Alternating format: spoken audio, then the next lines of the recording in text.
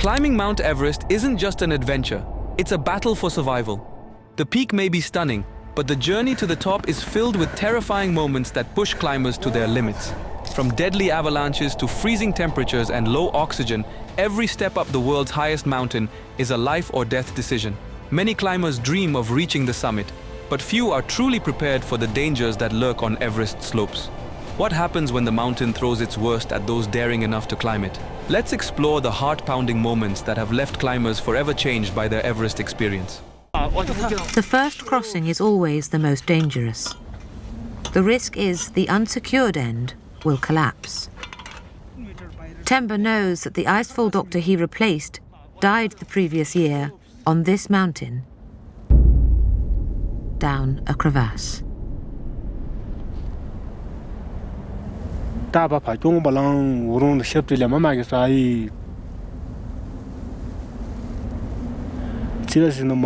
One, crevasse crossing on Everest. After 4 exhausting hours, the team reaches a massive crevasse on Everest. This particular gap in the ice is so wide that it requires 3 ladders to be lashed together to form a bridge. The danger is immense, especially during the first crossing, as the unsecured end of the ladder could collapse at any moment. Tempa, one of the climbers, is well aware of the risks. The icefall doctor he replaced tragically died on this same mountain the previous year after falling into a crevasse. This memory adds extra weight to the already tense situation. Before anyone attempts the crossing, the team leader performs a sacred ritual, making an offering of blessed rice. This gesture is meant to ensure safety for the climbers as they prepare to tackle one of the most dangerous sections of their journey. The atmosphere is somber, as the team knows the icefall demands respect and caution.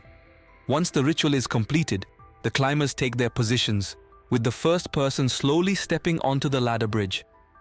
Every move feels like a battle as they carefully navigate over the deep crevasse, with nothing but the fragile, lashed-together ladders holding them above the icy abyss. The team remains focused, knowing that a single misstep could lead to disaster. The changes that had taken place in mountaineering over the years since he first had climbed the mountain in 1953. Were the climbers selfish, or did David Sharp get himself into a place that would have been impossible to be rescued in? Today we're going to talk about David Sharp, and we're going to have some input from Jamie McGinnis, who was on the mountain that day, also a friend of David Sharp's, and also some insight from Russell Bryce, known as the mayor of Everest Base Camp. 2. The tragic tale of David Sharp. In May 1996, a climber known as Green Boots died in a shallow cave on Mount Everest, deep in the deadly death zone. Almost 10 years later, on the same date, British climber David Sharp met a similar fate in that very cave. As climbers passed him, some said they saw Sharp and thought he waved them on, saying he was okay.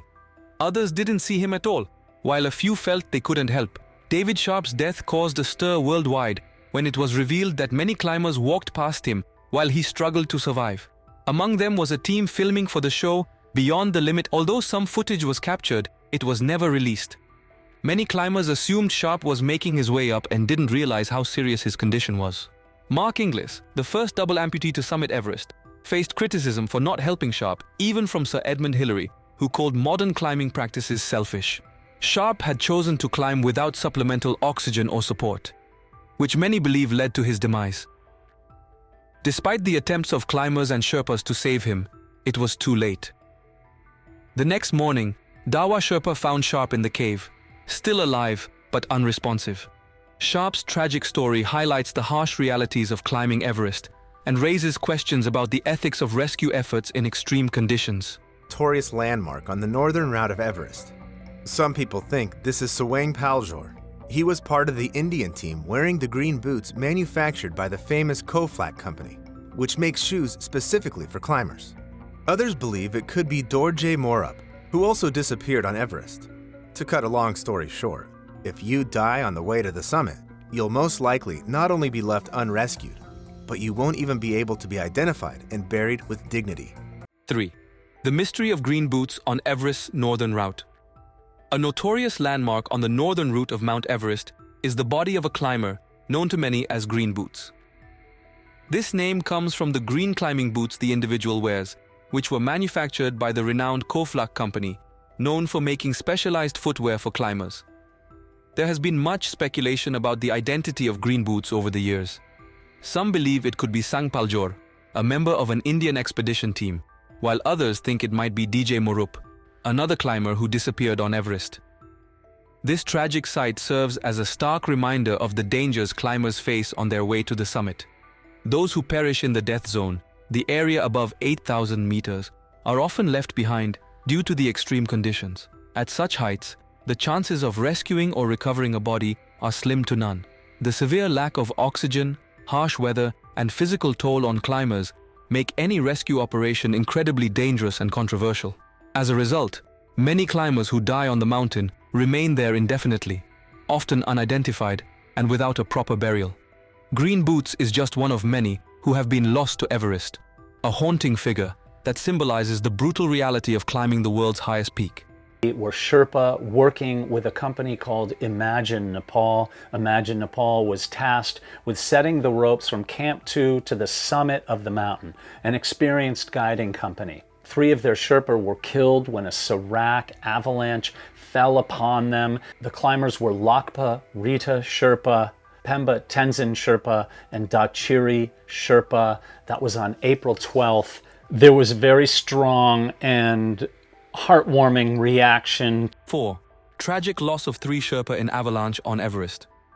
On April 12th, a devastating avalanche on Mount Everest claimed the lives of 3 Sherpa working with the guiding company Imagine Nepal. The Sherpa were setting ropes between Camp 2 and the summit when the deadly snowslide occurred. The victims of this tragic event were Loa Rita Sherpa, Pemba Tenzing Sherpa, and Dawa Sherpa. Despite rescue efforts, none of their bodies were recovered. Dawa Sherpa had been an experienced climber since the 1990s, with an impressive record of reaching Everest's summit 9 times. He also climbed Cho Oyu and Shishapangma. Dawa was a father of 5 and had walked to Everest Base Camp from his home just days before the avalanche. Pemba Tenzing Sherpa, originally from the village of Tesho, began his career as a porter before joining climbing teams. He was known for his bright personality, often lifting the spirits of his team members. Pemba first summited Everest at the age of 21 and successfully guided clients to the top 7 times. He leaves behind a wife and a newborn daughter. Loa Rita Sherpa, only 22 years old, was from the Khumbu region. He was a father of 2 young children, both under 5 years old. A GoFundMe campaign was created to support his children's education after the tragedy. The loss of these brave Sherpa left the climbing community in deep mourning. Very early into training, I had taken a 2-day mountaineering course in New Hampshire before this.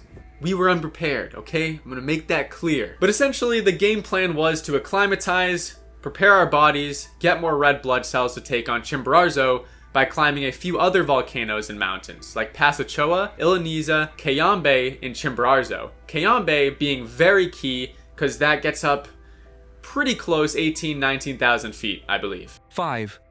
Ryan Mitchell's harrowing Everest experience. Ryan Mitchell's journey to the summit of Mount Everest was filled with dangerous moments, both on the mountain and during his intense training. The most dangerous part of his climb was summit day, especially in the notorious death zone above 8,000 meters, where the air is so thin that survival becomes difficult.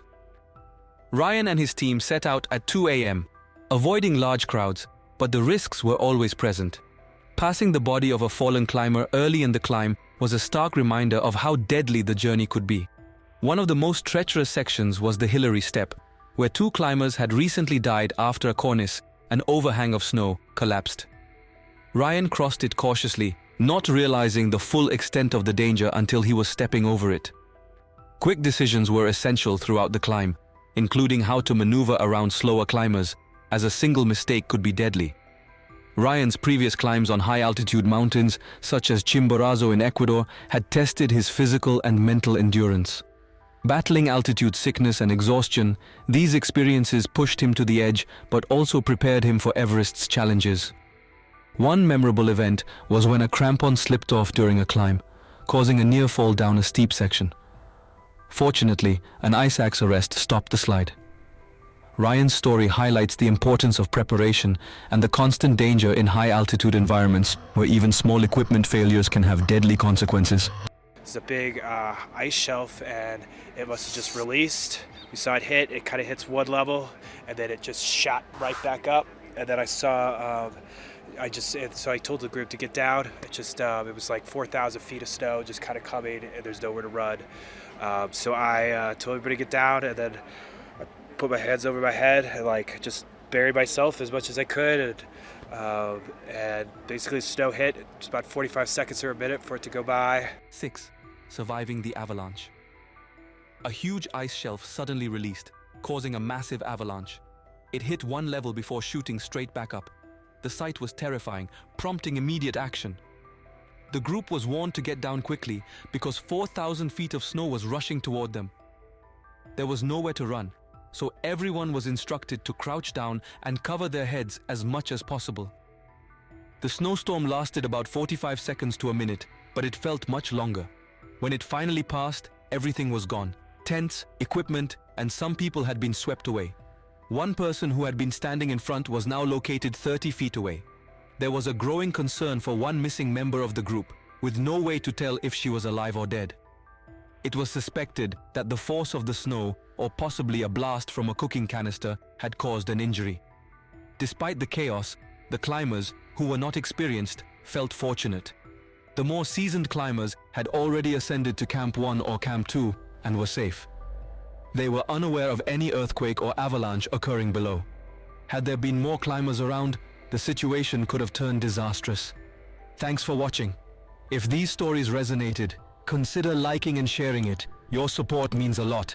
Don't forget to check out more content for fascinating stories and insights. See you in the next video.